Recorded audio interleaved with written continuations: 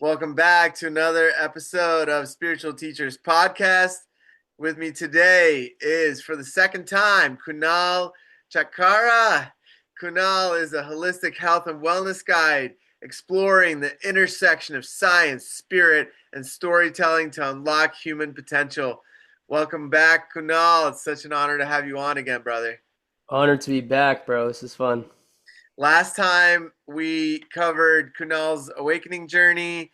We talked about Muji and the Monte Sahaja ashram, as well as some beautiful stories and wisdoms were spoken in that first episode together. So, in this one, our intention is to cover supplements and wellness, importance of sleep, sleep protocol, methyl blue, Shilajit, nicotine, CMOS, and fatherhood, as well as all kinds of other supplements that might come through that and other things. So we're just staying open. I love it. I love it, man. So can you maybe start us off with how your supplement and wellness journey kind of started? Yeah, totally. I would say it really started for me back in 2009 with the paleo diet. It's funny, I have a friend of mine who was just joking yesterday with somebody, telling them that I was paleo before anyone even knew what the word paleo was. Uh-huh. Which, of course, the word paleo, Paleolithic era has been around forever. But in regard to the paleo diet, yeah, it was pretty early on. I was 14 or 15 years old, and I was looking for a way to lose weight, honestly, just so I could look better and look healthier. And, I was like a 14-year-old boy going into high school, and I wanted to lose fat and feel healthier in my body. So, fortunately, I had a computer at home, and I just started going down these rabbit holes on these old forums. This is, I mean, years before we had anything like ChatGPT, so you kind of had to dig through the internet to find good information. Mhm. And so I'd find myself on these like longevity forums, and eventually I wound up on marksdailyapple.com. So like the founder of, basically, he's someone who popularized the paleo diet really early on. He was the founder of Primal Kitchen and was like the original nutrition guide on P90X way back in the day. Oh yeah, okay, I know that guy. Yeah, and so he had this website called Mark's Daily Apple, and I think I was 15 years old when I found it, and it was just chock full of these incredibly written articles with a lot of like evidence-backed perspectives on healthy eating and what to eat and what our human body was capable of digesting and how we had evolved to eat, and what we, like, our ancestors had evolved to consume, and how we, went through that journey and then became evolved to where we are now. And it lit me up. I was so inspired by it. So I started the paleo diet really early on. And then from there, I think just more research and more exposure to the health and wellness world. And I started supplementing. And back in those days, it was like omega-3 fish oil and I think magnesium maybe. But really, it was like I was taking the supplements that are kind of mainstream popular, but I didn't really know what they were doing in my body or how they were affecting me. I just took them because I thought they were good for me, and I had read some articles on how they were beneficial, like the EPA and DHA was good for the brain, and the anti-inflammatory benefits of fish oil and omega-3s, and how our ratios are, with the modern American diet, high omega-6 and omega-9s, but low omega-3s. So I would take just copious amounts, like 3, 4, 5 grams, just in my nature, being this crazy experimenter, guinea pig, until I was literally, TMI, but until I was shitting fish oil, like you could smell it. Oh, Yeah, and now fast forward to today, I don't take any fish oil supplements because I have a very different perspective on fish oil and taking it in supplement form. okay. So for those that don't know, just rewinding it a little bit, what is the Yeah, diet? the paleo diet. So the idea around the paleo diet is to eat in accordance with how our ancestors 12,000, 14,000 years ago would have likely eaten when we had our last measurable physiological change in our evolutionary biology. So the idea is that you eat as close to nature as possible, to summarize it in a simple way. So no packaged processed foods. The core of your diet is animal protein, but also vegetables, fruit, nuts, seeds, things that you'd find in nature and have access to in nature, not something you'd get from a grocery store in a package, or not something that's processed or fried or cooked in seed oils. Mhm. So are people eating raw meat on paleo diet? No, the raw meat trend kind of like became really popular a few years ago, and it wasn't a thing. And this in regard to how I approached the paleo diet and how I was educated on it and learned about it. It wasn't about eating like raw steak for every meal like you see today on maybe on social media. It was much more balanced, like having a big salad and have a handful of nuts and you have olive oil, like almost a Mediterranean pesco ovo pescatarian diet you could say would be even considered paleo. And I think the big shift for me was really just cutting out the grains. So not eating wheat and gluten and even rice and corn. When I first started out, I wouldn't touch rice or corn. Okay. Okay. And what's the reasoning behind rice and corn not being part of that? Just that grains inherently aren't very digestible in the human gut. So there's something called phytic acids, along with proteins like gluten, which some people, I mean, being gluten free has become so popularized. Everyone knows gluten free, but really gluten is just a protein that is found in grains, along with things like lectins and phytates and phytic acids. And the human gut doesn't have the enzymes necessary to break those things down. Whereas like a bird has phytase, the enzyme to break down phytic acid, and that's why you see birds will often eat seeds or grains, which is what a lot of grains are, is the seed to the plant. Right. And Yeah. and if you think about it, I mean, we can go into the layers of this, but if you think about how, animals like prey animals or predators have their form of defense to stay alive, like a rabbit can run really fast or jump or has peripheral vision, so it knows if a predator is coming for it and it can get out of the way quickly. Plants don't have defenses like that, so oftentimes they'll create their own defense chemicals within their seeds or their fruit or the plant itself to keep from being eaten, so they can propagate. So that's why things like kale, for example, I wouldn't personally eat kale because of the high oxalate content or other kind of plant toxins you can find in them that can be disruptive to the gut microbiome and the human digestive system. Yeah. You bring up what you mentioned brought up a really good point is that uh, you know, I don't me personally, they say if you go to Italy or something and you get the grains there and the wheat there, and you eat the bread, somebody who's gluten intolerant here would be able to eat it there. And so it makes me think that it's not so it's more related to the chemicals like the Roundup that they're spraying on the wheat and the corn and the rice and things like that that is what's causing that, you know?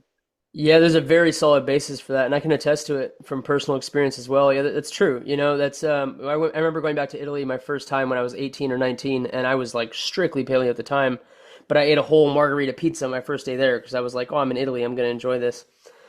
And even though I think because of the amount of bread that I ate, because I hadn't eaten it in so long, it was a bit disruptive for me, but it's night and day. I mean, I've gone back to Europe 3 or 4 times since then, and the way we process grains in the US is very different than how food is processed in Europe. And that has a really big impact. Like you mentioned, Roundup or like pesticides we use on crops having high glyphosate content, and just how we store and keep grains and the mass way we produce them is it's not in harmony with nature, and I think all of that has an impact. And I'm not as strict as I was with my paleo style diet now. I eat in a much more intuitive way. Like I love rice. I'll eat rice, once a day or every other day. I think it's a good carb source, but it doesn't make up the basis of my diet because it's also not super nutrient dense. You want to make sure you're getting those vital micronutrients in your food as well. Yeah, and in one of the podcasts with one of my guests, we talked about how the reason that supplements have become so important nowadays is that, like, you take an orange, for example, 20 years ago, which isn't that long ago. You know, I was just graduating high school, for example, right? And 20 years ago, we had an orange that you could eat. And now to get the same nutrient value from that one orange, you need to eat 20 of them. Exactly. It's insane. And largely that's because of our modern agriculture. Mhm. So the nutrients, exactly. So like an orange 20 years ago or 30 years ago would have provided us with, our daily value or maybe 500% of our daily value of vitamin C or whatever it might be on those numbers. And now you might be getting a fifth or a tenth or even like you're saying a 20th of that in that same fruit. Mhm. And it's largely because of the way that we produce food in the West and in America and in most developed countries now. Yeah, and that the fact that we're reusing the soil and not allowing it to regenerate and to revitalize with more nutrients, with more things that would be really good for us, that in a forest or in a jungle that's so vast and full of all those nutrients, but now they're not in the soil that's producing the majority of our food, right? Exactly. That's exactly right. And that's what I love so much about the paleo diet is it was founded, the basis of the paleo diet is that the earth has its own wisdom and evolutionary intelligence. Like for millions of years, hundreds of millions of years, billions of years, the earth has been here and has coexisted and these plants have been on this planet and there's been a harmonious balance to everything from the top to the bottom and the bottom up. Mm-hmm. And, the modern lifestyle, when we're so focused on profit and production, that goes out the window. And it's just short-term thinking of like, how can we produce the greatest yield in the shortest amount of time? And no one's thinking about the repercussions of that. At least they hadn't been up until now. Maybe people are becoming more aware of it, but that's exactly why I think regenerative farming practices are so important. And it's just like what you're saying. So we've been using topsoil, and instead of having a regenerative balanced environment where you have animals, eating off the crop and producing fertilizer and everything is going in a cycle that's harmonious and in balance, we're adding chemical fertilizer like nitrogen and the minerals that you need that soil would naturally have if it was in harmony. Mm-hmm. And it isn't the same. You can't recreate what nature has created over hundreds of millions of years.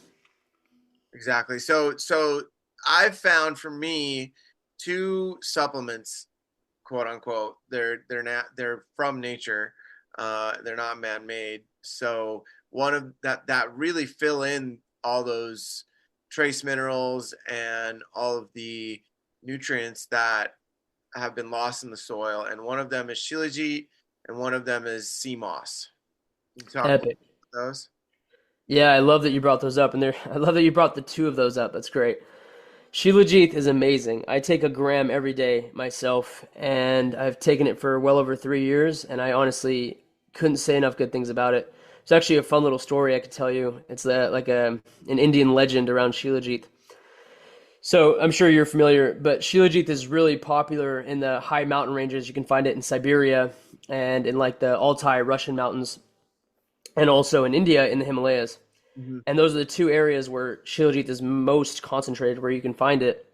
Mm-hmm. And just so the listeners know, Shilajit is like organic material, plant material, and residue that is compressed between rock and formed over hundreds of years, thousands of years. And so it's really mineral dense. It's full of these compounds like fulvic acids and humic acids and really mineral rich.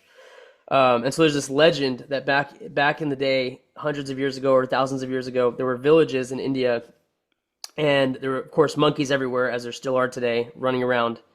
Mm-hmm. And there was these packs of monkeys that would make the climb and make the ascent up to the top of the Himalayas, and they would forage for the Shilajit.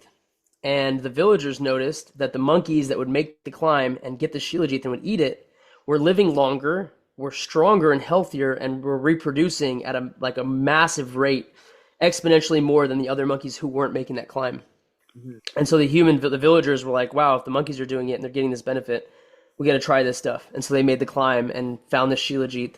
And it has all these cool names, like they call it the destroyer of weakness or Indian Viagra, because of its profound effect on the human body. One, replacing those minerals that we've lost, but two, just its ability to support testosterone production or even regulate the nervous system. There's some evidence that shows if you're having like a manic episode or a psychotic break, that taking a gram of Shilajit with milk can actually have the benefit of regulating your nervous system and down-regulating that state of psychosis and bringing Wow, your brain back into balance. yeah. Yeah, it's really fascinating. Wow, that's really amazing. Yeah, I love it. It's so awesome. And I think Yeah, 85 or more of the trace minerals that our body needs. right. I think our body only there's only like 108 that our body really needs. Exactly. So it's almost perfectly complete, a complete source of minerals. Yeah. Yeah. Trace minerals included, not just like the big ones like magnesium but like the trace minerals. Yeah. And then if you add the sea moss on top of that, that kind of fills in the gaps, right? Yeah, you could say that theoretically. I'm not the biggest fan of CMOS, and the reason why is I think it's been overhyped. Of course, there's ocean-based minerals, sea-based minerals that are really good for us. And I'm sure sea moss is like chock full of a lot of those minerals. The challenge I have with it is how quickly commercialized it's become Yeah, and sold as this like overpriced, overhyped supplement. People are charging like $30 for a jar of this stuff, at least I out here know. in San Diego. Yeah, yeah. And you Even can buy it. it's like $40 for a little jar. Yeah, and you can buy a huge bag of dried sea moss and make a dozen jars for a fraction of the price yourself at home. Yeah, So for that reason, I have my criticisms around it, and I don't take it myself personally. But I mean, if you notice benefit and you feel like it's good for you, then I mean, keep on. I would just find a source that's clean and organic. Same thing with the Shilajit. You just got to be careful that it's third party tested because a lot of these things can be, they can be adulterated or like not even real Shilajit. right. Or you can get the product that has like high lead or high cadmium, and you don't want any of that in your body. Yeah, because with Shilajit, they sometimes will blow up the side of the mountain to get to it, and then that's all in the product. All those explosives and stuff. Again, see, that's this modern approach to like, let's just get what we need very quickly Right. and even exploit the earth for it and not concern ourselves with the consequence. Yeah, and the beauty of Shilajit is that it naturally is produced every year and comes out of these cracks and out of the earth, kind of like this like resin, right? And like a little Exactly. ooze Yeah. that kind of seeps out slowly, and then you can gather it that way very, sustainably. There's no reason to be blowing up mountains because then you're actually stopping the production of it. That's And exactly right. yeah, it's pretty. Yeah, we're coming back to a very, you know, uh, huge topic, which is that overconsumption, production, and trying to gather as much as possible in as little amount of time, and not really thinking about the planet and the earth.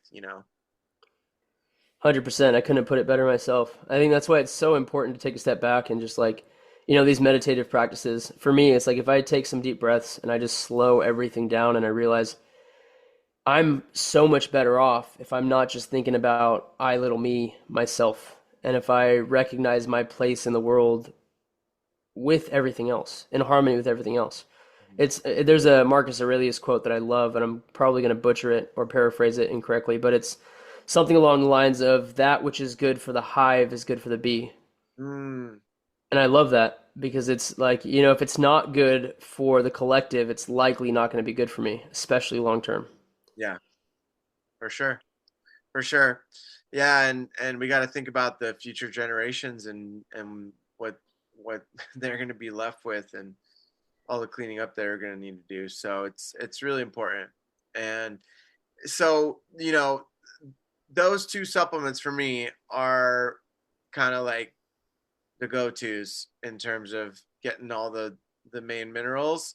But I know you experimented with a lot of other ones. So I've I, got tons, bro. If only you could see my supplement cabinet. Now, I'm not on the Brian Johnson level, if I'm taking like 150 pills a day. But I do have a handful that I think are core and foundational for everyone. yeah, do you want to talk about those? Yeah, happily.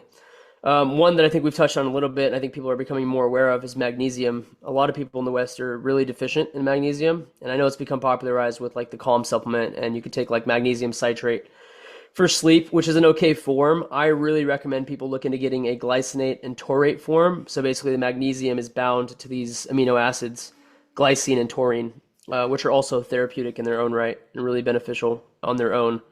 And then attached to the magnesium, your body will fully absorb it and use it, at least 90% of it, if not more. And it's great for so many things. Magnesium is responsible for over 300 enzymatic functions in the body, from muscle contractions to downregulating your nervous system to even creating ATP, adenosine triphosphate, basically the currency of energy with your cells. Mhm. Um, so yeah, magnesium I think is not, it's like really foundational. Alongside Shilajit, that's something I recommend everyone take. You can get it's really affordable if you find the right source. Just want to make sure you're getting the right form and that it's pure and clean. Another one that I take every day is a methylated B complex. And I think even if you're eating red meat and you're eating, animal products which have high B vitamin concentration, like we were talking about earlier with modern farming and just our environment with, environmental pollutions and toxins, I think it's good to increase the intake of B vitamins, specifically for metabolic health and for your liver detoxification. And B vitamins are responsible for so much synaptic connections in the brain, and they're water soluble, so they're largely like very, very safe. You could take a good amount, B6 and maybe B1. I would be a little bit conservative, or B3, like too much, but honestly, it'd be hard to overdo it even with supplementation because they're really safe. Mhm. And so, a quick question I had is that I heard pairing vitamin C with magnesium is really good, right? Yeah, I mean, I could see the benefit there. Vitamin C, a lot of really, it's really cool. A lot of these things work very synergistically. Mhm. Like magnesium and zinc together, I think is amazing. But one little caveat I'll add here that I'm not sure a ton of people are familiar with, and I'm glad I recently became aware of, is the zinc and copper relationship. Mm. So you don't want to take too much zinc because what happens is if you take zinc without copper, you'll deplete your copper stores in your body, and copper is crucial for oxygen metabolism, for transport of iron in your blood cells. We really need copper in our body, and I think a lot of people are deficient in copper as well.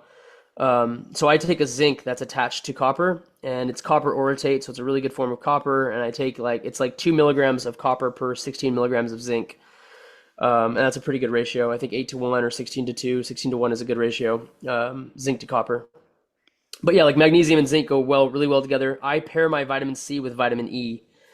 Because they're both antioxidants. The vitamin C is water soluble, the vitamin E is fat soluble, so you kind of hit it from both ends.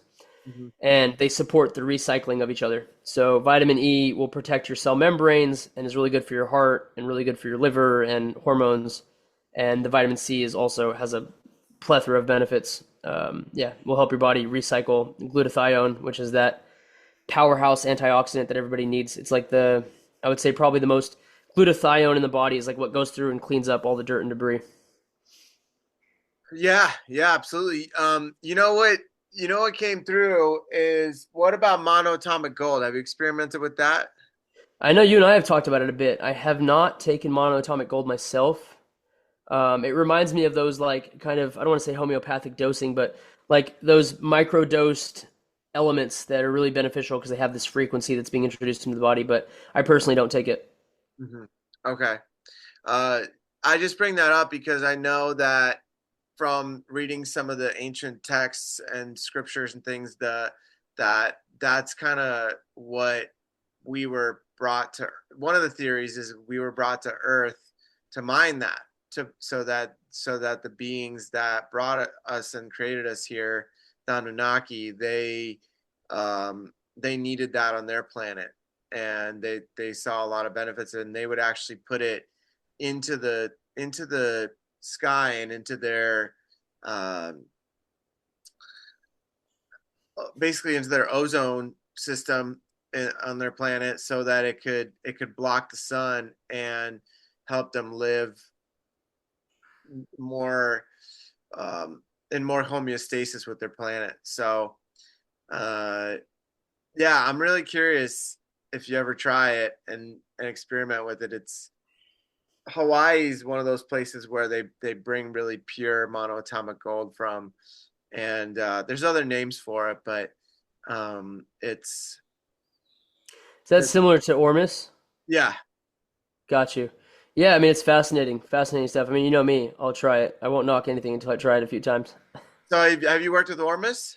I've taken it once, and I don't know if it was the purest source, so I just haven't gone down that rabbit hole again.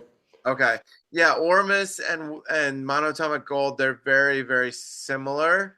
I don't know offhand what the difference is, but I know sometimes they're interchangeable.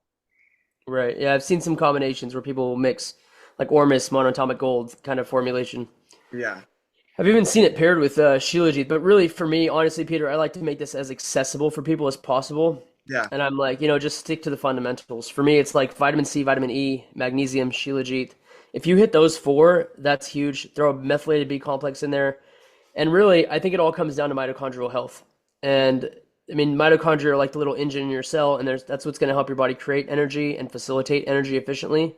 Mhm. And at the end of the day, everything is energy. I mean, we're on the Spiritual Teachers podcast, and it's, from the micro to the macro, everything is energetic communication. Mhm. And so if you can support your cell's ability to create and facilitate energy, it's going to help you across the board. I think largely most of the disease that we see in the planet today is because of mitochondrial dysfunction. And everything in our environment is just, it's like slaughtering our mitochondrial health, whether it's modern like fragrances and toxins, these soy candles that are full of, phthalates and parabens and all kinds of other toxins, or whether it's the glyphosate on the food crops, or, secondhand cigarette smoke and car exhaust and everything else, indoor living, sitting in front of a computer and a TV screen. It has a really heavy impact. Sedentary lifestyles, fried food, seed oils, all this stuff has a heavy impact on your cell's ability to create energy and transfer energy efficiently. Yeah. Yeah, for sure. So for what else do you recommend for mitochondrial health? Red light infrared panel. I'm pointing because I have my panel in front of the computer. Yeah, the red light infrared light panel. Honestly, if you pair, something I like to do is take my gram of Shilajit, my methylated B complex, and then flip my red light infrared light on. And then you mentioned methylene blue. Something I used to do a lot more often, I don't as much anymore, is I would take like maybe 5 milligrams of methylene blue. So like 10, the formulation I have is in drops, and they're in microgram per drop. So I do like 10 drops, you get 5 milligrams. And yeah, the methylene blue paired with Shilajit plus a methylated B complex and the red light panel, you're just supercharging your mitochondria. Mm. I don't think you need any kind of artificial stimulant at that point. Okay. Okay. So what, I mean, methylene blue is something really new in the supplement world. Yeah. Comparatively, right? Yeah, it's fascinating.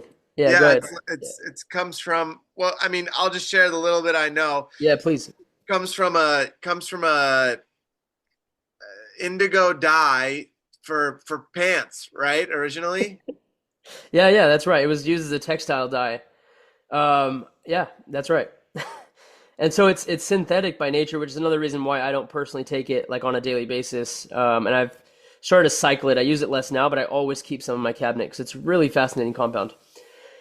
Um, yeah, so it was the first synthetic medicine used in the United States or in the West, and I want to say mid 1800s is when it was made, and it was used to treat soldiers in World War II after being used as a textile dye.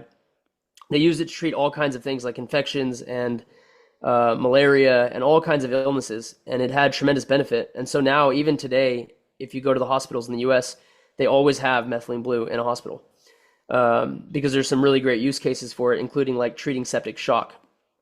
And yeah, methylene blue is really fascinating. So it was used as a textile dye. It was popular in the late 1800s, early 1900s. Then it was kind of pulled off the shelf and forgotten about completely. And there was this resurgence on its use to repair damaged mitochondria and healing the mitochondria, and as like a brain cognitive supportive nutrient or chemical and compound, I guess is a better word for that. And I first found out about it in 2019, and right around COVID, like 2020, I was like, wow, this is some fascinating stuff. I got to try it. Me being me, anything new and fascinating, I got to get my hands on it. Yeah. So, especially when it comes to supplements. So I actually went through transcriptions back in the day. They had just come out with it, and it was like this, they called it blue canatine. It's a troche that you stick in between your gum lining. It's a little square, and it's like 2.5 milligrams of methylene blue with a couple milligrams of nicotine and I think a small amount of CBD. And it was supposed to be like the perfect brain enhancing, focus enhancing thing. And fun fact, when I was like 15 or 16, I watched the movie Limitless in theaters, and I became absolutely obsessed with recreating that. So anything to boost my brain's ability or my focus, I was like, yes, I gotta try it. Mhm. So yeah, that's how I first found out about it. And I like back then you could like stack the discount codes, so I just ordered a bunch of it. And I had like 5 boxes of these troches, and I would use them like weekly, if not daily, for a while. Wow. Yeah. When you would take one of those, what was the effect for you? Green pea is one of the noticeable Oh, effects. But really cognitively, yeah, more focus. It's kind of like having, I don't want to compare it to coffee or caffeine per se, because it is a bit different. But yeah, and too much of it, I noticed would actually make me a little bit like almost edgy because it kind of has that chemical thing. I mean, I've heard people describe the difference between LSD and psilocybin, although they're very similar, like molecularly and chemically. LSD tends to have a more edgy chemical feel to it, and psilocybin has a more earthy, grounded, like herbal feeling to it. And that's kind of my sense with methylene blue. They can kind of have that sort of edgy, awakeful stimulant side of it, which makes sense with like the methyl part of the molecule, and it's it has that sort of nature to it. But I would say like a clean, focused energy, and really what it does in the body is they consider it a redox agent. So it'll donate electrons to your body as it needs it. So your body can utilize an extra electron to keep its electron chain running efficiently. And oftentimes, if there's a damaged cell or a damaged mitochondria, it'll need that extra electron. And methylene blue very efficiently will donate that. Okay, yeah. So that's fascinating. It's fascinating, and what I what I mean, I gotta ask, right? You see these pigs on Instagram. They're all like that blue color that you see, and it dyes your tongue, right? And like some of my friends, when they take it, their tongue is bright blue, like the color of a Smurf Smurf. for Yeah. for the whole day. Yeah. And so if it's dyeing your tongue, it's probably dyeing your organs and those kind of things. So it makes me, and then you're peeing out green. Obviously it's going through your system and having some impact like that. So what are your thoughts on that? Yeah, so on one side, I know it's been super sensationalized in social media. Like there was even a big influencer, I won't drop his name, but posted like a picture of the brain that's like totally deep blue. And it's like, this is what methylene's blue is doing to your brain. It's turning it blue. Well, first, and I think most importantly, where that picture was drawn from is a study they did with methylene blue on dead tissue. So it was not in a living brain where you have blood flow and oxygen and all the natural fluids in the human body flushing things like a cycle. It was dead tissue. And two, it was done through an IV with copious amounts of methylene blue, way more than anybody would ever take in a supplement form. Like I would literally have to drink my entire bottle, and I still don't think I would hit that mark of how much they gave or put into this tissue using an IV. Mhm. Um, and second to that, I like to kind of equate it to like beets. Like, when you eat beets and you have red pea, of course, there's a natural coloration to eating beets, a totally natural, vegetable or fruit, or root vegetable, beets. I'm not sure if they're a fruit or vegetable, but the I totally think they're natural thing. vegetable. Yeah. Vegetable, right? Yeah. And the red, the red coloring is just kind of a byproduct of consuming that, but it's not inherently dangerous. So Mhm. just because my teeth or my mouth are blue temporarily for a few hours or my urine is green, I'm not super concerned like, oh my God, this is like dyeing my tissue. Again, because my tissue, my body's alive, so it'll use that and flush it. And actually, methylene blue has been used medically specifically to dye tissue so they can see it with certain kinds of radiograms and yeah, like medical imaging. Mhm. Mhm. Okay. Okay. Yeah. I mean, that's a really interesting perspective for sure. And uh, why have you weaned off of it lately? Yeah, I mean, I wouldn't say I weaned off of it because I was never really like hooked on it, but I definitely cycle it for sure. I don't take it as much specifically because I don't personally feel the need for it every day. And I think it is something that's healthy to cycle because it is not totally natural. It's a synthetic chemical. That's kind of my own theory behind it, and I just noticed my body feels best not taking it every day. Mhm. And so it's something that I would keep in the medicine cabinet specifically for like long days of travel or like jet lag, or if I'm feeling sick or I'm fighting an illness. I think it has great use cases for those like acute situations. That's when I think methylene blue is best used. And yeah, I would usually pair it with something like Shilajit and a B complex and a red light therapy or a lot of sunlight outside. But I would take it in small doses, and yeah, it definitely has its place. But it's not something that I recommend as like a first line supplement, or I think everybody needs to be taking all the time by any means. Mhm. Yeah. Okay. Yeah. Beautiful. Also, it just came through my mind. I thought I'd mention it also has some slight MAOI effects.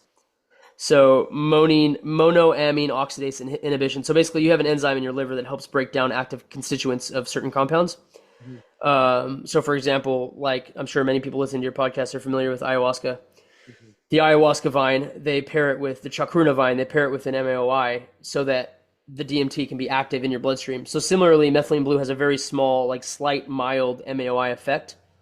So that's another reason why I caution people for using it if you're taking any, especially if you're taking any kind of prescription medication or any kind of like psychedelic, serotonergic psychedelic like psilocybin. You just want to be careful because you could be increasing the concentrations of that in your body to a degree that you wouldn't want. Okay. Okay. Yeah, that's a really good point you have there. So basically, if you're taking something like a microdose of mushrooms or something, don't take it with methyl blue because it could take you on a full journey. It could potentiate the effects. Yeah, and with a microdose, you probably wouldn't notice anything too crazy, but I like to err on the side of just of carefulness, especially with those kinds of things that are changing your pathways in your brain and affecting your serotonin receptors.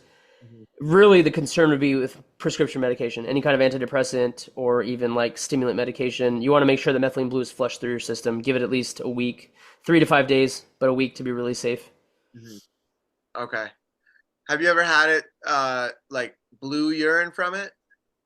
Not blue. It's actually what's really cool. I love about methylene blue is that there's this kind of idea, and it's founded in some science and research, that your body will uptake and use what it needs, and what it doesn't comes out in your urine. And so if you have really stained urine, it usually signals to you that you don't need it. Like your body didn't really need it, so it flushed it out. Mhm. And when I've taken it, I've had green urine, probably because I also take B complex, like a methylated B complex, which will make your urine neon yellow. Right. So the combination, it'll come through greenish, like a tinge of greenish blue, but never like strikingly blue urine. Mhm. Okay. Okay. Yeah, it's fascinating. I've never tried it before, so I'm very interested in I that. got you, bro. I'll send you a bottle. Yeah, I don't know, man. I'm hesitant because it's not from nature. You know, it's Right. man-made, and I've been very adamant about sticking to. You've offered it to me before, and and I was like, I don't know, bro. I gotta look into it more. You know, but Yeah, I hear you. I hear you. And like that's why I think it's good if you use it within like acute situations and for particular use cases. I don't think it's something you need to take every day by any means. But it's really fascinating and it's a pretty safe molecule across the board. Unless last disclaimer I'll drop on methylene blue, unless you have G6PD, which is a genetic variant, which it can cause hypothalassemia, I believe is the proper medical term. But basically, it can have a disruption with the way your red blood cells carry oxygen and produce hemoglobin. So that is probably the most concerning aspect of it. So that's I would be careful with that if you know you have a history of like if people in your family have G6PD genetic variants, something to look out for. But otherwise, it's really safe. okay, okay, yeah, that's a great precaution. Uh, okay, so what about nicotine? Nicotine. Let's talk about it. Talk about it. Yeah, man, it's so controversial, of course, because I think the way we're most familiarized and accustomed to nicotine is in the form of cigarettes and tobacco, which I think also has its place. Like if you think about indigenous cultures in Peru, South America, even India, the Middle East, tobacco has its place. You know, ancestrally, there's a lot of tribes that'll gather and treat tobacco as a very sacred plant medicine, and they'll gather in circle and they'll share it, whether it's their pipe or their mapacho or however they're choosing to have it, but it's done with a lot of reverence, a lot of care. And again, the tobacco is hand harvested in these really beautiful regions of the world where they're not using pesticides and all other kinds of agricultural components that tend to damage and change the structure of what you're consuming. So that's one side of it. But of course, there is that caveat. You're lighting something on fire. There's combustion. You're inhaling smoke. It's not necessarily the healthiest or best way to consume something. And so nicotine, I think on its own, isolated, actually has some very fascinating benefits that are emerging now more recently. People are seeing there's a lot of pro-cognitive effects, for one. So the way nicotine works in the body is that it'll increase acetylcholine in the brain. And acetylcholine is essentially the neurotransmitter and the neurochemical responsible for memory formation and also muscle contractions. And acetylcholine is really fascinating. We hear a lot about dopamine and serotonin. There's not a whole lot of talk around acetylcholine, but you can increase the choline in your body through something like egg yolks. And like egg yolks are really high, have a high concentration of choline. Nicotine will help modulate and kind of augment those receptors and increase the acetylcholine in your brain. So it will improve your memory formation, which is why a lot of people, you'll find people like rolling spliffs. My theory on it, at least, is because cannabis, sometimes it can have a bit of a neurodepressive effect Mm. and can affect your short-term memory, whereas tobacco will have the opposite effect of sharpening your attention and focus and improving your memory. Mhm. And I think that balance is what people are drawn to with the spliffs. Mm. So you still kind of have this wakeful alertness. And so nicotine will give you that. It's a stimulant. It functions in the body as a stimulant. It'll increase your heart rate. And with any kind of stimulant, any kind of compound, you want to take care with how you're using it. And I think the relationship to the substance is very important. But in general, now there's more research coming out to show that there's a lot of benefits to nicotine. One with memory formation and cognitive benefit, but also preventing things like dementia and Alzheimer's, and even possible evidence pointing to the possibility that nicotine will help clear plaque, amyloid plaque in the brain. Mhm.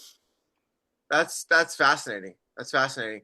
You know that one of my main medicines is Hoppe, and what I recently found out is that with Hoppe, the ideal amount of nicotine is about 2% of the whole Of the formulation. yeah, the whole formulation. So for those that don't know, Hoppe is a tobacco snuff mixed with other herbs. They burn it down to an ash, and then um, you blow it. You blow it into the nostrils, and it's very grounding and very. There's a lot of presence with it. You kind of have to get into your body and be in your body. It also stimulates the vagus nerve and drops you into your parasympathetic nervous system. I So love that you mentioned that. yeah, yeah, and I think that's huge because most of society is navigating in their sympathetic nervous system. Go, go, go, hustle culture. Like let's get it done. Let's do more as much as we can. And this medicine is there for full presence and for clearing energy. So it's a sacred, it's prayed over and it's a very sacred medicine. So um, there's definitely nicotine in it. That's why I brought it up. And it's tobacco, but it's alkaline tobacco, and so it affects the body very differently than smoking a cigarette or even a pipe. You know, um, That's right. so for me, I've found huge benefits to working with that. Yeah, I love that you mentioned hoppy. I mean, it's been around for thousands of years. I was at a museum with my fiance some time ago, and we went through this, I don't remember where we were, but there's this museum, and there's the whole part of the exhibit where they have these little glass containers of different cultures across history where they would keep this tobacco snuff, hoppe, essentially. Oh wow. And yeah, they would carry it with them in these little glass jars. Really cool. And this is like thousands and thousands of years ago. And it does have those, those potential benefits. I think that's why the delivery is so important. Whereas like the combustion and the smoke is one way to, interact with this compound, and other ways are like the snuff intranasally, or like I've been liking it recently is these lozenges that I found that are really clean.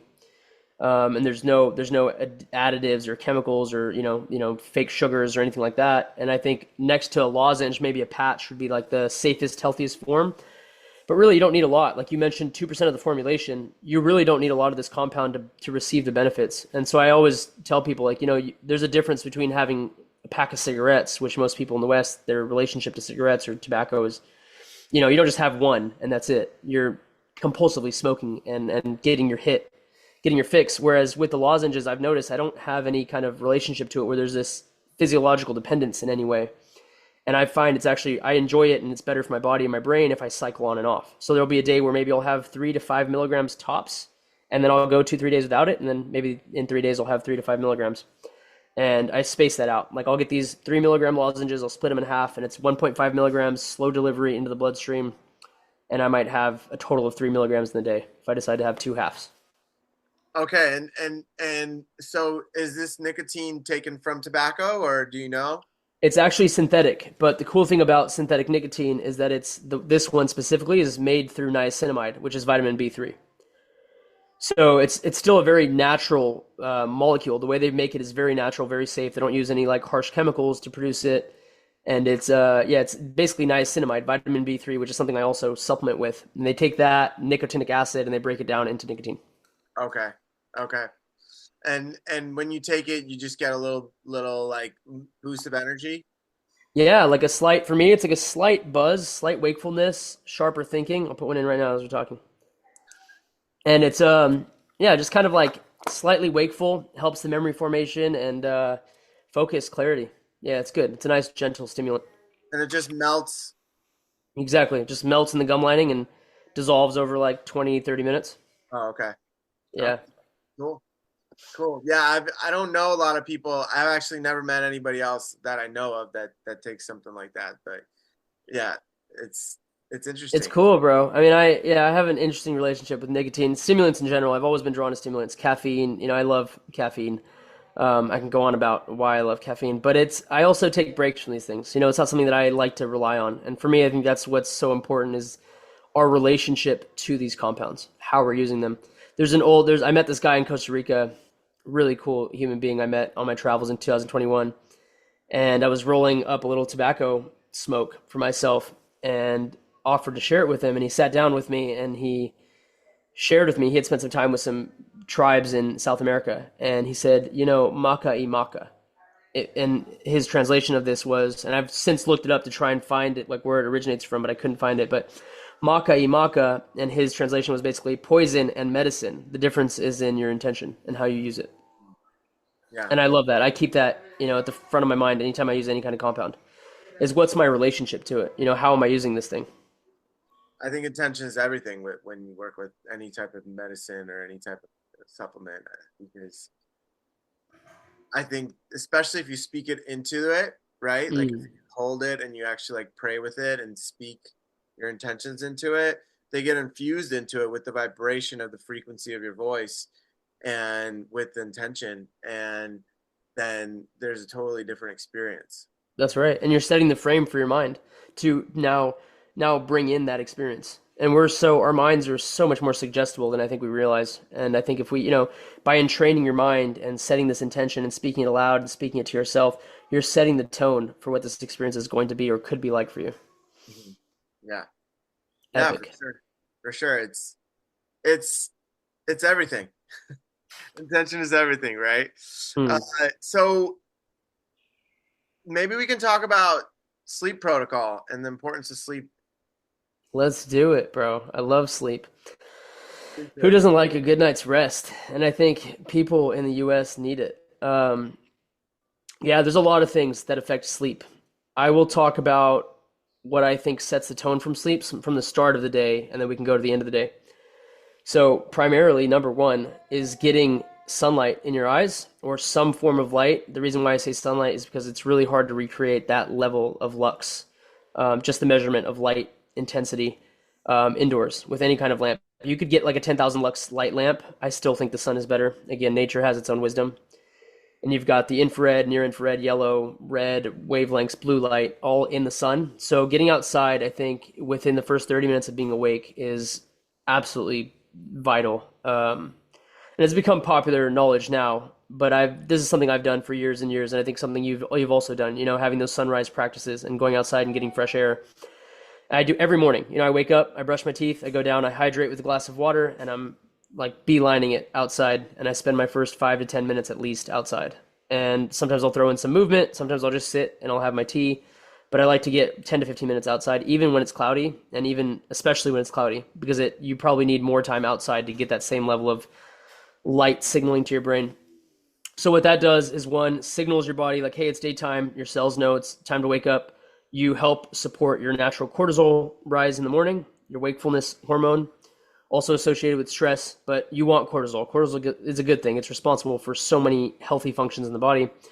It's just that you want that spike to happen in the morning and then have a gradual taper as the day comes to a wind down. So morning sunlight really sets the tone for nighttime sleep. And then following that, I tend to focus on having my last meal no later than 6 or 6:30 p.m. and I like to get in bed by 9:30 p.m. And I've found if I eat too early, like 3 p.m., and that's my last meal, sometimes it's great. Other times I'll be maybe a little too hungry and have a hard time falling asleep. But it's also a balance. I think we've gotten so used to just eating anytime we're hungry, and you kind of have to relearn that relationship to that hunger signal.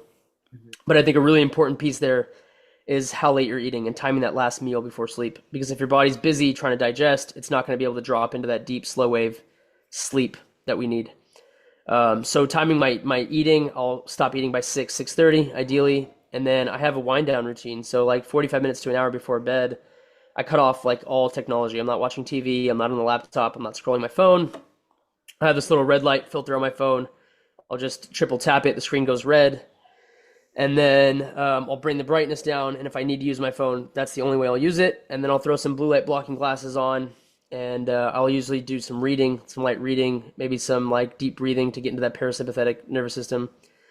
And then keeping the room as dark as I can get it. Pitch black is ideal. And then somewhere around 69 to 70 degrees. Research shows that 66, 67 degrees, even cooler, is optimal for sleep. I feel really comfortable at 69. So you kind of have to tinker with that, find your good sleep, ambient sleep temperature. And yeah, that's the basis of good sleep hygiene, I think. Um, and I aim for 8 hours every night. And alongside that, the supplements that I take to support sleep are things like glycine, magnesium, and L-theanine. Those are the three fundamentals. L-theanine is an amino acid naturally found in green tea leaves and other tea leaves, and it just helps bring your brain to that alpha wavelength state, calm your system down a little bit. Glycine is really supportive for the liver, but also downregulates your nervous system and helps your muscle tissue repair. So I take that. I've also noticed some people who've maybe supplemented with glycine, if you take 3, 4, 5 grams, it's really safe, but you'll probably notice that you have very vivid dreams the first maybe handful of times or first few weeks of supplementing with it, which I enjoy. I like having vivid dreams.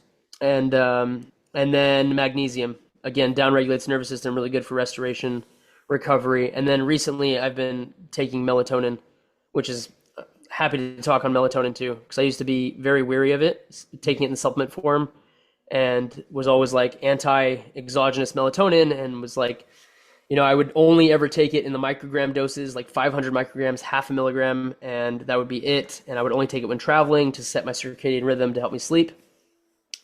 More recently, I've been taking 65 milligrams all the way up to 150 milligrams, even to taking a 250 milligram suppository.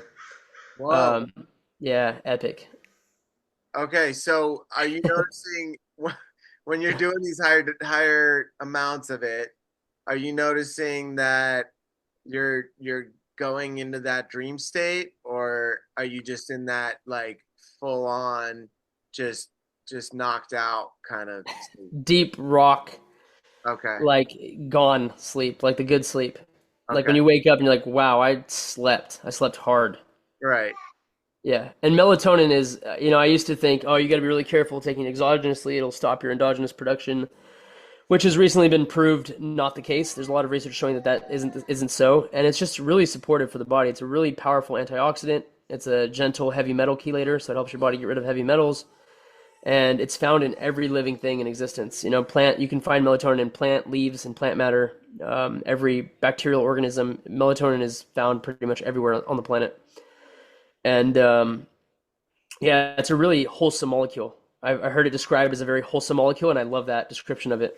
And yeah, I feel good about it. The only caveat is I would recommend no one under the age of 20 really supplement it regularly, because I think there is kind of like a bell curve signal response effect in the body. Not a bell curve effect, but like a signal response effect in the body with pubescent hormones and puberty.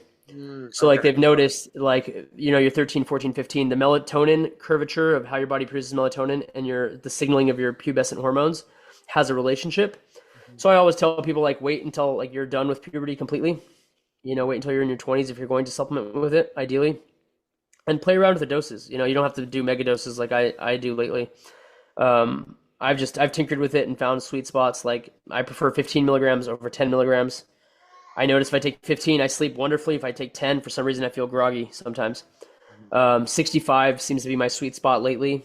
And also with melatonin, I'll take some days off just to see how my body's responding without it. So did you slowly build up to those 65, or did you just one day were like, okay, I'm going for it? Yeah, I slowly built up in the sense that I took 5 for like several nights, and then I bumped 5 to 15. I took 15 for several nights, and then I just made the jump from 15 to 65. Okay. And what do you feel, you just sleep deeper when you take the 65 versus the 15? Yeah, you could probably hear Jaya in the background. Mhm. Yeah, it's a quicker onset of sleep, I would say, is what I noticed mostly is the quickest onset of sleep from the melatonin, and then it's like just a deep sleep. 15 is great, but also 65, I just wake up feeling so fresh. Okay. And Okay. knowing the antioxidant benefits and the metal chelation benefits, I'm like, why not? I'll take a little bit extra. Yeah, I feel the same way that you used to feel, like that I want to be able to try to produce it as naturally as possible. Like if I have a good workout, if I have a good amount of sun that day, then I get really much better sleep. And if I can calm my mind to a place where it's not wandering, then from that space I sleep much better. Yeah, Meditation, that's best. meditation before. Meditation before bed. Yeah, Yeah. Yeah, that's best. I mean, I always encourage that first. Modulate your body's own ability first and foremost. I think supplements are just that. They're supplements. It's just that in our modern environment, there is a much greater need for them than I think ever before. yeah, yeah, for sure. Yeah, thanks for sharing that, man. And yeah, there's a lot of different tools out there to kind of gauge your sleep and to measure it. Are you using any of those? No, I don't. I've been curious about like an Aura ring. I just don't like wearing technology or even wearing anything when I go to sleep. I'll take my bracelets off, my watch off, everything's off when I sleep. But yeah, I mean, you can use the Aura ring or anything to really test your HRV, your heart rate variability. That gives like the best reading on your sleep. I was watching a really cool documentary the other day with Brian Johnson, and he was talking about how he achieved a perfect sleep score for 8 months, Oh wow. which is like unheard of, like 100 every night for 8 months straight. Wow. And a lot of what I'm talking about lines up with what he's saying. For him, he has his last meal at 3 p.m. or 4 p.m., like really early in the day, but he's also in bed at 8:30. And the other piece there that I didn't mention is having a consistent sleep time and wake up time. Okay. Yeah. Yeah, research has shown that it's really important. If you sleep at the same time every night and wake up every day at the same time, it really just entrains your circadian rhythm and keeps it in sync, and it's really beneficial for the body. Yeah. Yeah, that makes a lot of sense. That I've read and heard that from 10 p.m. to 6 a.m. is kind of the peak 8 hours. If you go after 10 or wake up after 6, you're not getting that primo benefit of that. Primo benefit, yeah, the research corroborates that. That's exactly right. There's some evidence that shows, if you go to bed later than 10 or 11 p.m., the quality of your sleep is impacted. Mhm. Yeah. It makes me think about like some of those people that sleep like 3 hours, 3.5 hours. I don't know if it's true, but somebody told me that Hitler would only sleep like 3.5 hours. Einstein slept very little. I think, from what I remember, these people that were considered very intelligent, just had very low sleep scores. Well, here's my totally speculative take on that. I love that you brought up those two, Albert Einstein and Hitler. Here's my totally speculative take. One, for Einstein, it was also presupposed, or people infer that maybe he was autistic. Mhm. And having a son with a neurological condition, I can confirm, anecdotally at least, that with changes in the neurochemistry of your brain or your nervous system or your brain just having a different configuration, there is an effect on sleep. So it's possible that maybe for Einstein, if he reportedly only slept 3.5 hours or 4 hours, his brain was just configured in such a way that there was more wakefulness, more of a wakefulness signal, and less of a dropping into a deep sleep.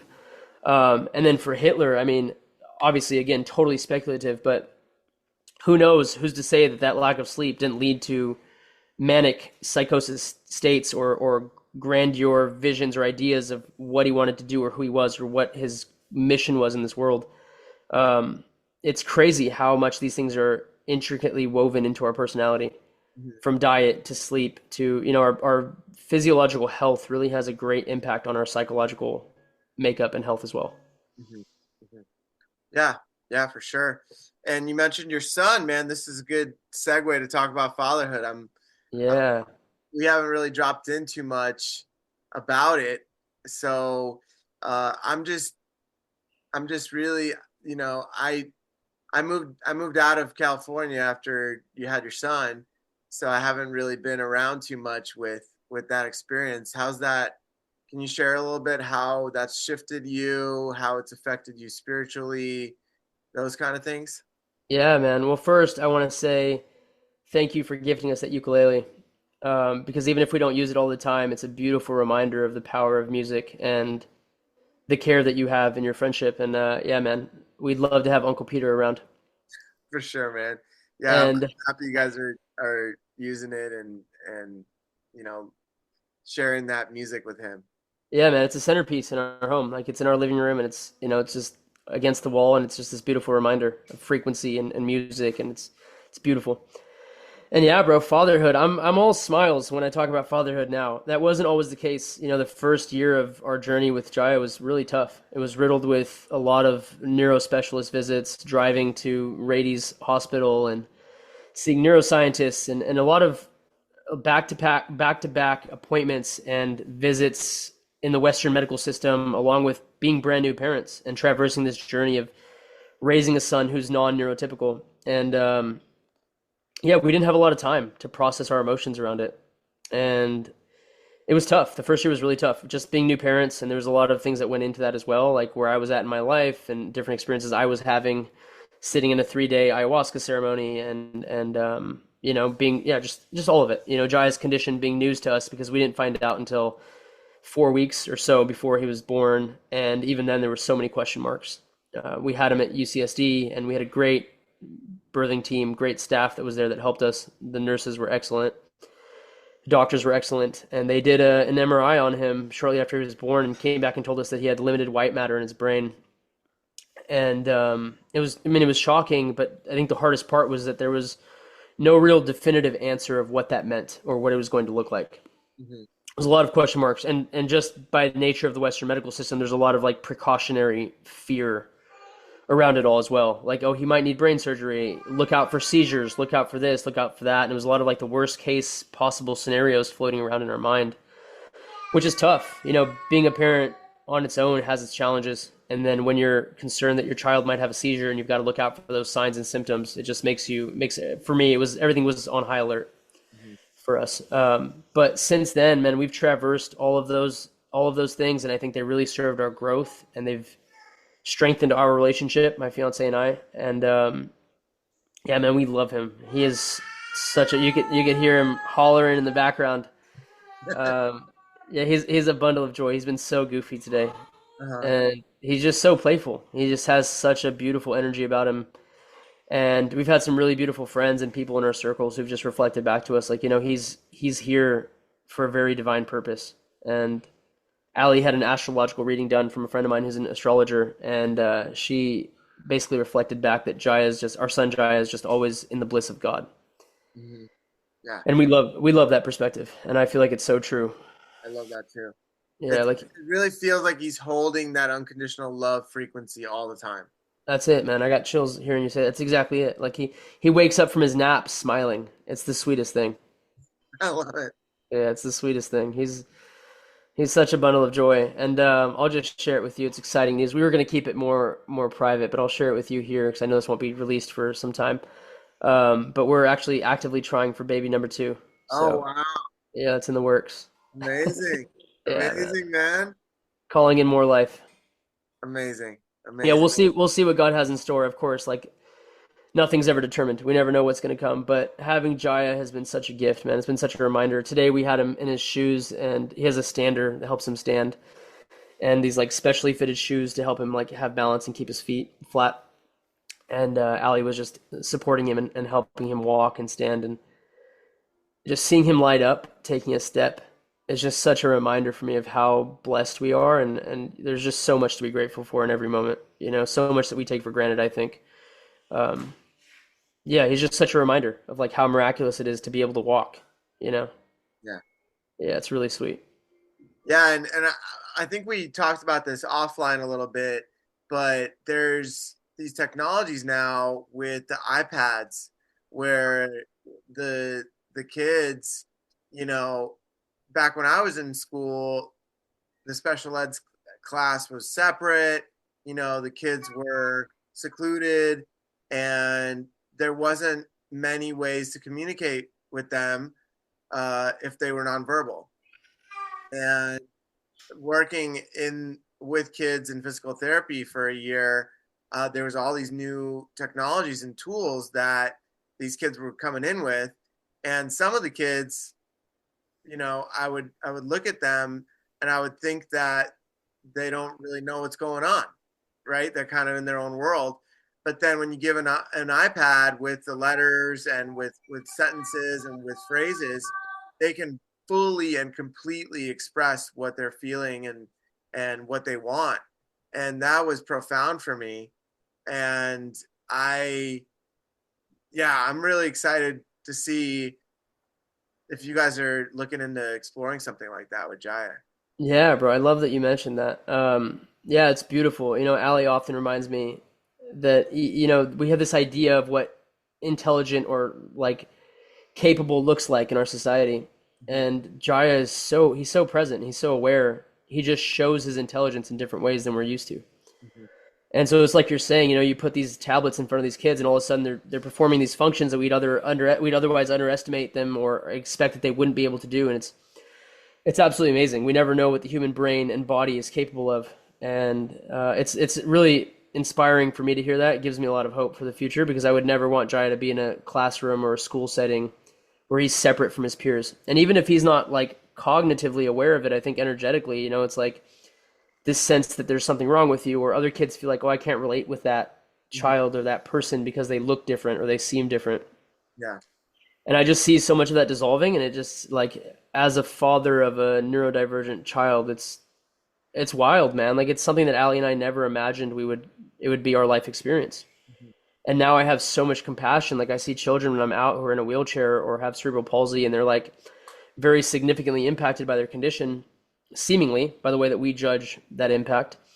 And I just feel so much love. I'm like, man, I want to get to know this special being. I want to spend time with them. I want to sit in their presence, Mhm. you know, and any kind of judgment I may have had immaturely and naively and ignorantly, you know, 8, 10 years ago, it's just not there. It's just, there's just so much love. Yeah. Yeah. It really opened up my heart and really opened me up to, you know, it broke through all these limiting beliefs that I used to have, you know, and it just showed me aspects that I never could have imagined before, you know. That's really awesome, bro. Such rewarding work. Yeah. Yeah, it was really fun. It was really fun. I may do it again. We'll see. We'll see. Yeah. Yeah, but yeah, man, it's I believe that these things come into our to my experience so that there's different realizations and self awarenesses around it. That's it, man. That's the game. I feel like that's. I was just talking to my parents about this the other day. I was driving them to the airport, and that was essentially the heart of the conversation was how all of these experiences are serving us as an opportunity to, I don't know if increase is the right word, but to increase or expand in our awareness, to have a greater level of awareness and a greater depth of love or heart, I think. Yeah, yeah, I agree. I agree. And it's from my perspective right now, it seems like there's these different lessons, these different classes, and when you pass one, but they're non-linear. So it's like, Hmm. you know, I might be going through a money lesson while you're going through a heart opening lesson while, you know, one of our other friends is going through something else. But the beauty of it is that you may have passed the lesson I'm going through, and our other buddy might have passed the other lesson. So we're all there to uplift and share our experiences. And then from there, we can all continue to grow together in that beautiful, true oneness of the true essence of what oneness is, right? Like just Yeah, man. yeah, You said it. You said it. The oneness is such an interconnectedness. Everything is so connected and so interrelated beyond what we conceive and we can see. yeah, yeah. It's really profound. I'm I'm I'm in awe every day, you know, and coming back to that was a journey, but being in that awe is amazing. What a beautiful way to live, you Yeah, know, to have that recognition. And like, it's so easy to hear that tagline, like, we are all one. But I think when we really embody that and recognize it in our living day-to-day experience, it's so profound. It's like there is no separation. There's differentiation for sure. And our differences, I think, are something to be celebrated and appreciated and valued and enjoyed. But I think Alan Watts put it perfectly. Differentiation doesn't equal separation. right, Yeah. Like you have these different leaves on the tree, you have these different fruits, but ultimately it's all connected. It's one breathing, living organism. right, right. Yeah, it's pretty profound to get to that, and for whatever reason, it still wants to come through. But you know, for the first time, I experienced what light codes actually looked like. And Tell me more. when you talk about going out in the sun like we did earlier in the podcast, it's just like with my eyes closed, I could see all of the different um, structure, like different forms and different shapes and different codes, right? That's why they're called light codes coming from the sun. And I believe our skin is absorbing all that. And with the ways that the sun affects the planet, I believe that as the planet is evolving, these codes are being infused into us through our skin and like these microdoses of what we're ready for. And then we evolve, and it might take some time for it to really integrate and to really understand what those mean, right? But it or not, it may be instantaneous. I'm not sure, right? But I thought that was really really interesting. What do you think about that? Yes, bro. I absolutely love that perspective. And I love the term codes because it perfectly encapsulates it. It's light information. That's how I see it. And as I'm listening to you share that, that's all I was imagining and picturing and understanding is there's information encoded in those light wavelengths and it's being received by our body. And all I can think is how could we ever possibly be bored when all of this is happening? You know, like the most amazing things. Like I see my niece sometimes and she's like, I'm bored. I'm like, no, you're not bored. You're not paying attention to the amazing happening that's happening all the time, you know? And it's totally fine. She's a young girl and I mean I was bored at that age too, you know, looking Right. for the next thing to be exciting or intriguing or engaging, but it's absolutely mind-blowing. Like there's light codes and everything. If we can see that everything is made of energy and there's this communication, there's this relationship happening all the time within our environment and with this instrument that we call our body, like my ears turning the sounds I hear, the wavelengths of vibration into sounds that are coherent, and my mind is giving that meaning and it structures an understanding within this experience. It's absolutely mind blowing. Yeah, I don't think I've felt bored in probably at least over 30 years That's amazing. because I feel like I always have something that I'm excited about. I love it. You know, whether it's a book or just looking at nature, sitting watching the bees, or playing with the dogs or watching the birds. You know, it's just like there's so much beauty in this world, especially if you go like deep into nature, away from all the cell towers and everything. There's just so much to look at and experience. You know. Yes, bro. I have a question for you because I Okay. love that. To me that sounds like being in love with life. And I've had people reflect back to me like, "Man, you just seem high on life." I wonder, and I'm curious what your take is on this, or what it is for you, or what it was that inspired it for you. But was there a shift at some point in your life that led you to that? Was it intentional work? Did you change your mindset, your frame around things? Because I think it's kind of a cure-all, right? Like if I'm satisfied with my waking experience and I'm in love with life, as you're describing, I'm not really going to be seeking for much outside myself, whether it's changing my state or going after something that might or might not be good for me, or being in this like state of anxiety or fear. It seems like all that drops away if I'm present and I'm in love with what's happening. Yeah, it's a good question. I mean, there's I think there's layers to it for me. But the first thing that comes to mind is realizing that I chose all of it. Mm. Can you elaborate on that? So I believe in reincarnation. I believe I chose my parents. I believe I chose every relationship, friends, family, loved one, lovers, all that was at some point chosen by my soul. And then the experiences that I'm having are also chosen by my soul on some level. And so instead of asking, why is this happening? I started shifting it to, what is this teaching me? Try that on for size. Right.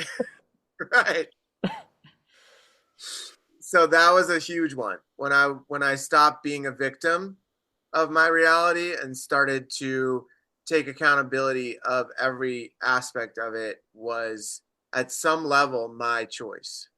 And Beautiful.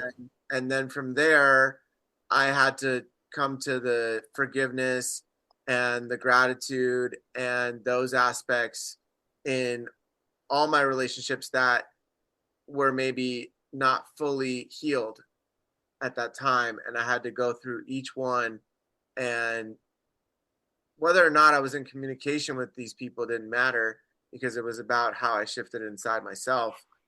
And then from there became a little bit more peace, a little bit less weight. And then there's this compassion piece and an acceptance piece, Mm. right? Where I can find compassion for somebody who's going through something, right? Or um, having some sort of crisis or a more challenging time in their life. And then the acceptance piece is like, okay, this is happening. Am I going to suffer and try to pretend like it's not, or and numb out, or try to avoid facing it? Or can I just accept it fully for what it is and be okay with that? Those are the codes right there. I think if anyone listening who's, in the midst of struggle or challenge or feeling up against life, everything that you just articulated and shared, that's a perfect way to start to integrate that framework of understanding that I think would really shift someone's life trajectory. It's very similar to what I went through as well. Um, Purposefully looking for ways to find the silver lining or the gold nugget and everything. And I think it's that big shift from victimhood to this is the experience I'm having. How can I meet it in a way that's actually beneficial to my growth Mm-hmm. and be grateful for it? And that gratitude piece is huge, as well as the acceptance. And yeah, I mean, I think the Buddha said, all suffering comes from craving and aversion. Mm-hmm. This desire for something good or a pleasant experience, or this fear or aversion or resistance to something bad. And or simply put, as you said, not resisting what is and accepting like this is what's happening. I can either suffer and kick and scream, or I can go with the flow and meet it and be with it. Mm-hmm. It's Yeah. beautiful. Yeah, and there's a piece with that. I just went through this recently where there's just this deep piece with the acceptance of what is, you know? And from that place, when there's this peace, then from that space there's an opportunity for compassion and for that acceptance that I was mentioning. I love it. Sahaja, Yeah, our natural state. that's it. That's That's it. it, man. The natural state of being, that peace. Yeah, yeah, It's it's really amazing how that underlies everything. There's this Indian proverb. It's something along the lines of the healthy man wants 10,000 things, but the man who's sick just wants one thing, and mm-hmm, it's good health. mm-hmm. And I think it's similar with peace. I think peace is such a aspect of well-being. When we're peaceful, we're also healthy in our system and in our relationship to life. Yeah, and challenges seem to arise often, and it's about how to move through those challenges, right? Heck yeah. When someone tells me they have a lot of challenges in their life, it to me it's like, wow, God is granting you so many opportunities for growth. Yeah. You're getting hooked up right now. You're getting like spiritual vitamins and growth hormone just like by the shovel load. How are you taking it? Right, right. You know? Yeah. Yeah, and you know, when those opportunities come, usually they come from a buildup, right? Like the first level, Mm. it's Like a whisper. Is that what you mean? Like it starts to whisper and then grows well, louder? like the challenges, like first they're like little hurdles, then they get bigger and bigger and bigger, because if we're able to jump over those medium ones, then it Mm. shows that we're ready for the bigger one. And and then we've mastered how to jump over that medium one. So now we're ready for a bigger one. And at that bigger one, now we might not do it the first time, but we know that we're capable of it because it's only a little bit more than that last one. And sometimes it, to me, it seems like there's that buildup of like, okay, you passed this level, now we're on to this next one. And it's kind of like school. I call it Earth School that we're in right now, where it's like you got to pass math, addition before you get into multiplication, and but then once you get to multiplication, then you're ready for division, and it's all connected. I love it. I love that. And it's like, yeah, I think it's like this the spiritual muscle. Right. You're building that you're informing yourself, or you're becoming informed. Your brain, your body, your mind, your spirit is learning that you're capable, like you said, capable. I think it's so important. Once I realize I have the ability, the challenges don't seem so daunting. Yeah, and I believe it's building up to something, Mm, whether it's holding space for someone's experience, or the soul's evolution, or stepping into a bigger leadership role in some way or form in your life. It's all benefiting in some mm. bigger way. I love that perspective. It sounds like to me what you're saying is you graduate to a point of being able to be of service, so it ends up feeding back into life. Right. And I think life has this, the universe has this kind of harmonious cycle. It's like we graduate and improve in our ability, not so we can be glorified and be the center of attention and have all the riches and all the glory, but rather so that we can now expand that and donate it back to life and reciprocate it back to life and have this sustainable regenerative cycle. Yeah. Yeah, because it's also about coming out of survival mode. Mm. That's a big piece of it, where I'm it's, glad you brought that up.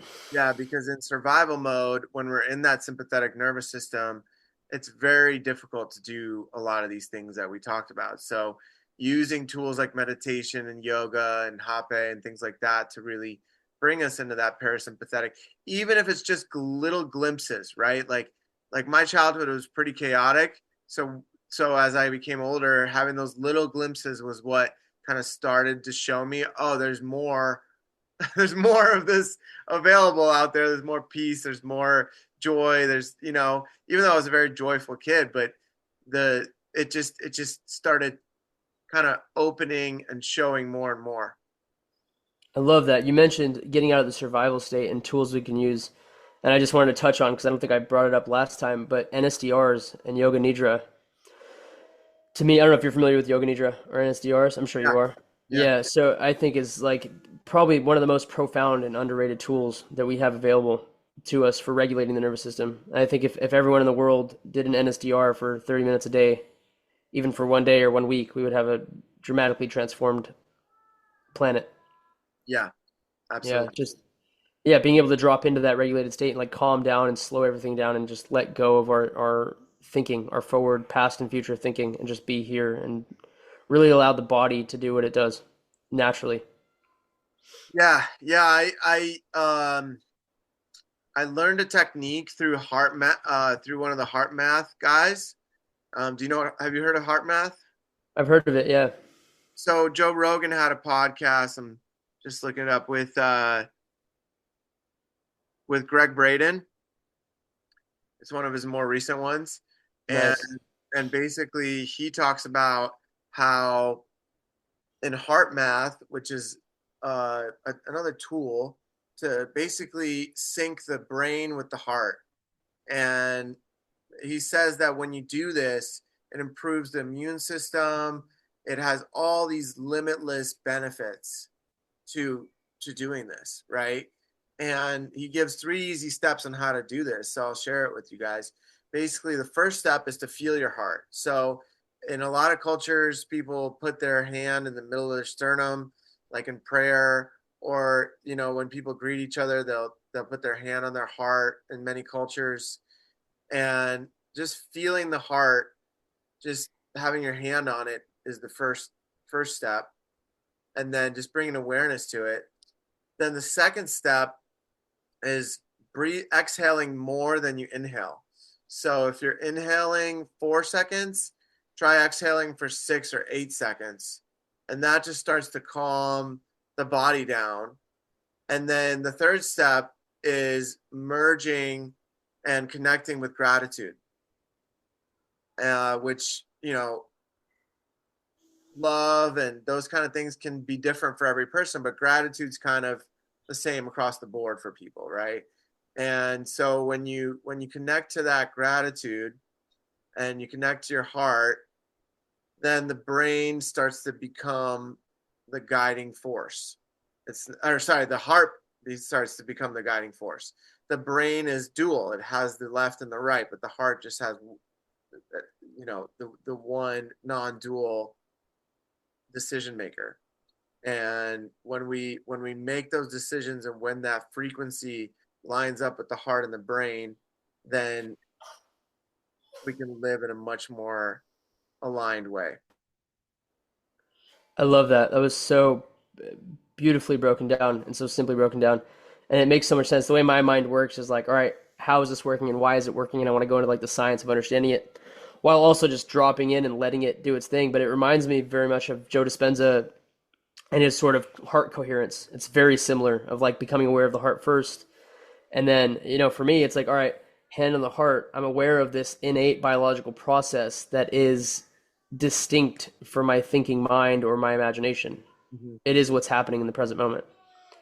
And then it enhances this interoception kind of ability of like, all right, what sensations are happening in my body and where's my awareness, my attention. So it brings it into harmony with the natural functioning of the body and the presence of the moment. And then the breath, you're like you said, you're down regulating into the parasympathetic nervous system. That exhale, it reduces the stress and brings you into that parasympathetic. And then gratitude, I think, is probably the most elevated emotion, or one of the most elevated emotions we could feel. And it lines everything up. And how could one not be healthy in that state? I think it's Right, amazing. right. And it's like an easy way to tap into well-being.